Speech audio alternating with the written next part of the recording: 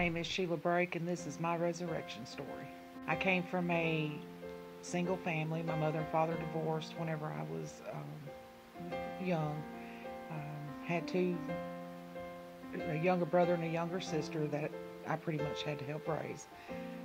Went back and forth between my mom and my dad growing up. And at one point in time, I lived with an uncle who is a preacher.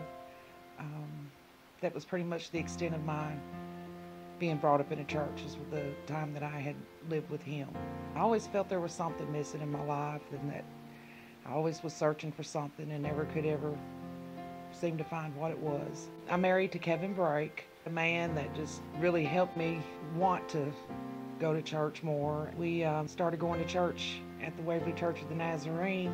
It was 2 years ago this past November, and that was the best decision that we could have ever made. We've had a lot of things that has happened to us. Our first trial that happened was I found a lump on my throat, went to the doctor, got 5 different biopsies, 2 at one place, 3 at another place, and all 5 came back as being cancer. Went in, they removed my thyroid, done the biopsies. My church prayed for me before I had all this done, and after the biopsies came back, it came back, all of it was benign. Shortly after that, I hurt my back. 3 months later, had to have another major surgery. So in that meantime, I was out of work.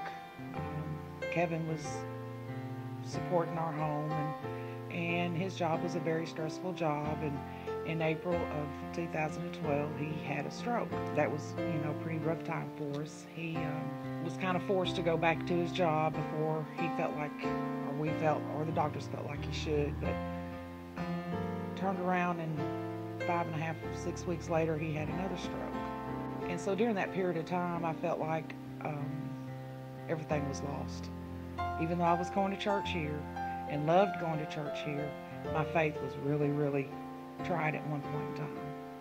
And had it not been for the love of this church and our pastors, we would not be here today.